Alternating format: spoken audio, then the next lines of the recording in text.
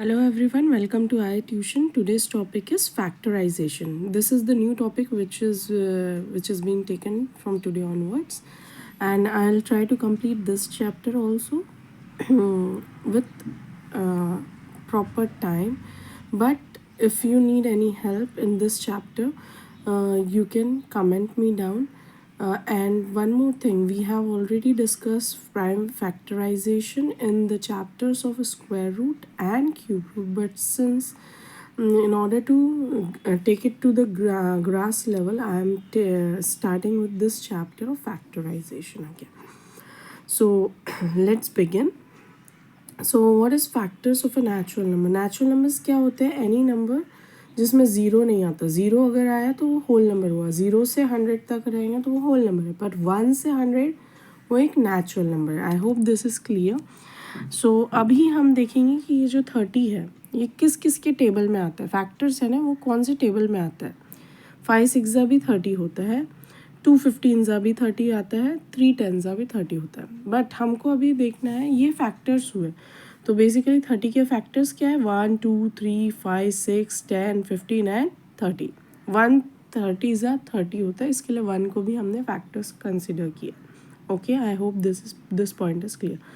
So out of this 2 5 and 3 2 5 and 3 these are the prime factors of 30. अब पूछोंगे क्यों? क्योंकि हमने देखा था प्राइम नंबर क्या होता है?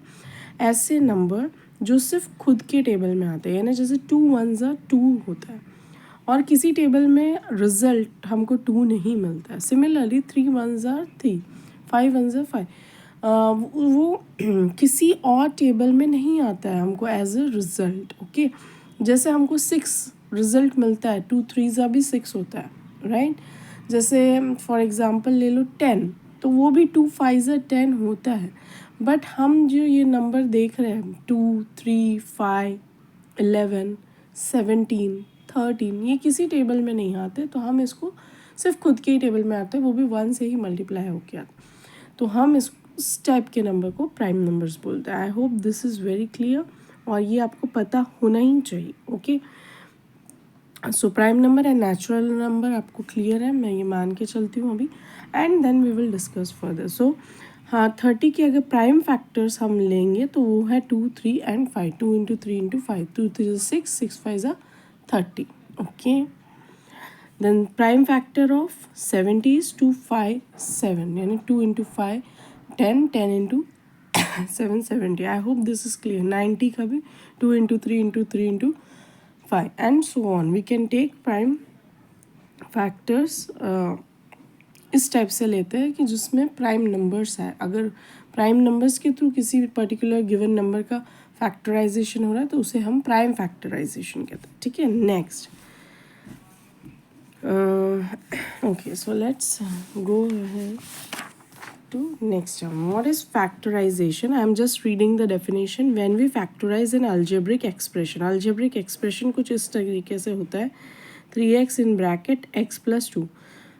तो हम इसको इस टाइप से भी लिख सकते हैं 3 इंटू x ब्रैकेट में x plus 2. तो the factors 3x and x plus 2 are irreducible factors of 3x in bracket x plus 2. तो इनको हम रिड्यूस नहीं कर सकते. ठीक है, फर्दर रिड्यूस नहीं कर सकते, इस पर्टिकुलर नंबर को फैक्टर्स नहीं निकाल सकते. ओके, अब हम आते हैं फैक्टराइजेशन की डेफिनेशन में. When we factorise algebraic expression ax plus ax square plus bx plus c, ये क्वाड्रेटिक एक्सप्रेशन भी बोल सकते हैं, पर ये अल्जेब्रिक एक्सप्रेशन है. बेसिकली कोई सा भी इक्वेशन जो हम फॉर्म एक्स वाई के टर्म्स में हम डिनोट करते हैं उसको हम अल्जेब्रिक एक्सप्रेशन बोलते हैं. अब उसकी अलग अलग डिग्री होती है. अगर उसकी डिग्री 1 है तो उसको लीनियर, 2 है तो क्वाड्रेटिक, ऐसे अलग अलग डिग्रीज होते हैं, right. I hope this is very clear. Polynomials आगे हैं, पर अभी हम फैक्टराइजेशन पे फोकस कर रहे हैं. तो प्लीज़ अभी मैं आपको एक एग्जांपल दे रही थी कि अल्जेब्रिक एक्सप्रेशन कैसे. So when we factorise an algebraic expression we write it as the products of factor. These factors may be numbers, algebraic variables or algebraic expressions like 3x y, 5x square y, 2x in bracket x y plus 2. Sorry. Next expression is phi in bracket x y plus 1 into x plus 2 are already in the form of factor. So, okay, so their factor can be read just off from them as we have read now. Okay, on the other hand, if we consider expression like this 2x plus 4, इसके हम factors निकाल सकते हैं ना, 2 common निकाल सकते हैं and we can write x plus 2, right? For this particular equation 2x plus 4 को हम 2 कॉमन निकाल सकते हैं क्योंकि 2 के टेबल में दोनों डिविजिबल है, राइट? तो 2 को कॉमन निकाल के 2 एक फैक्टर निकाल के x plus 2 निकाल सकते हैं. So 2 in bracket x plus 2. So if we multiply, if we open the bracket, we will get 2x plus 4. We do 2s are 4, right? I hope this is clear. Wait a minute, I'll get just a moment, okay? So ये हम example consider करते हैं, तो हम इसको 2x plus 4 को जो question है हम उसको इस तरीके से भी डिनोट कर सकते हैं ना, 2 कॉमन x प्लस 2, इसको बोलेंगे हम factors, right? I hope this is clear.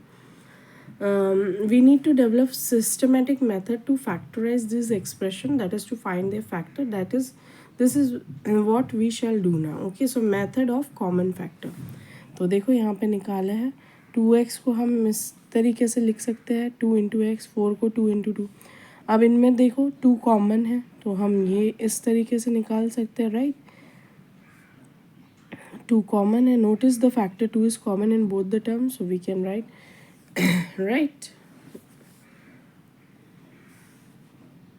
Right. I hope this is very clear. ठीक है, तो इस तरीके से और डिस्ट्रीब्यूटिव प्रॉपर्टी लगा के हमको जो एक्सप्रेशन मिलेगा वो यही मिला है, जो मैंने शॉर्ट में आपको बताया था वो यहाँ पे प्रॉपर तरीके से एक्सप्लेन किया गया है using the law, distributive law.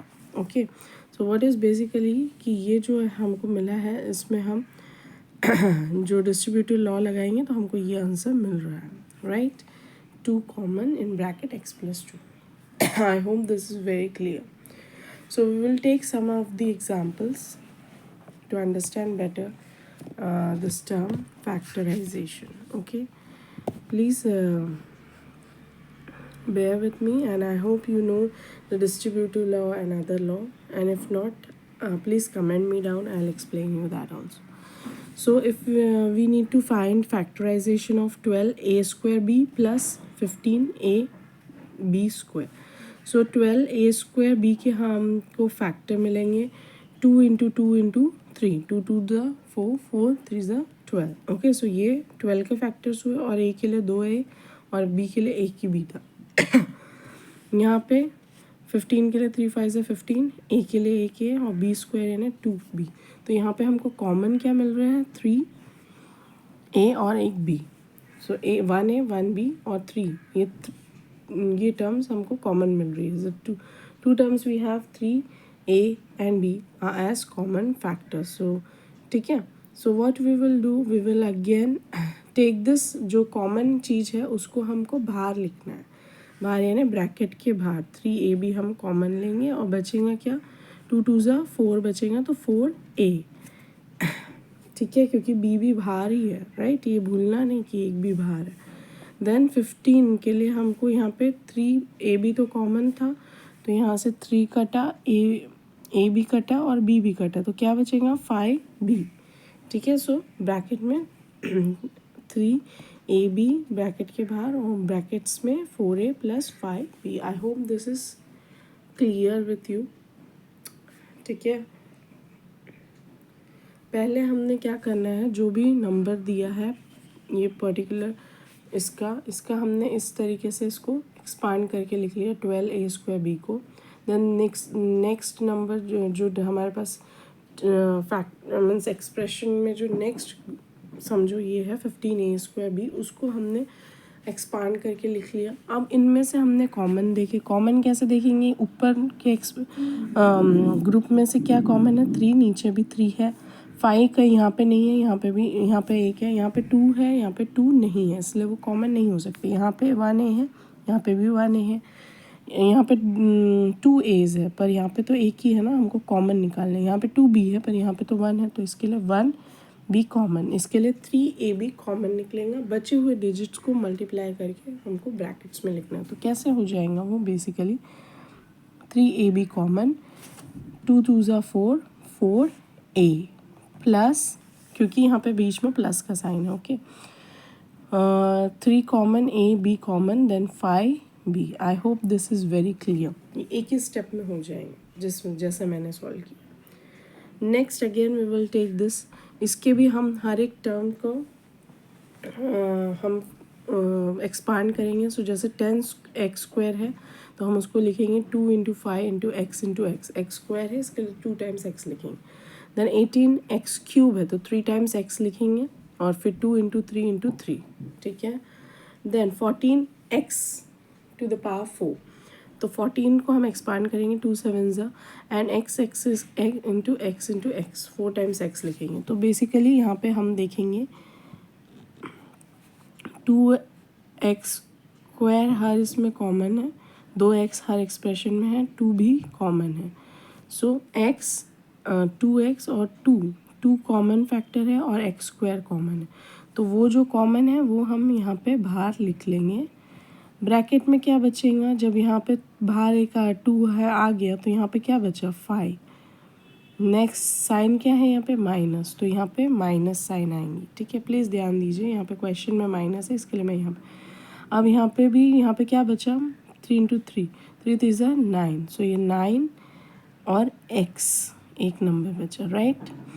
Then plus sign है क्वेश्चन में, इसके लिए यहाँ पे प्लस आएगा थर्ड नंबर के लिए, और यहाँ पे बचेगा 7x²,